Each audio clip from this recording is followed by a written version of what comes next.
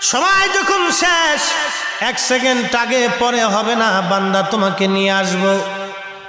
বান্দার ডাক এসে গেল, ফেরেশতা আজরাইল তার রূহ কবজ করে নিয়ে চলে গেল।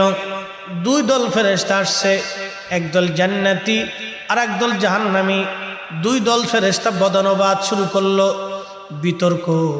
জান্নাতি দল বলল, আমরা তাকে জান্নাতে নিয়ে যাব।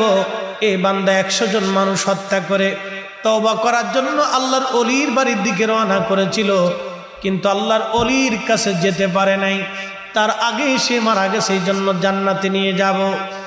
জাহান্নামী ফেরেশতারা বলে, না না, আমরা তাকে জাহান্নামে নিয়ে যাব, কারণ লোকটি তওবা করতে পারে নাই, যাওয়ার আগেই মারা গেছে, এই জন্য আমরা তাকে জাহান্নামে নিয়ে যাব। আল্লাহ পাক একজন ফেরেশতাকে পাঠাইলেন, আল্লাহ তো সবই জানেন।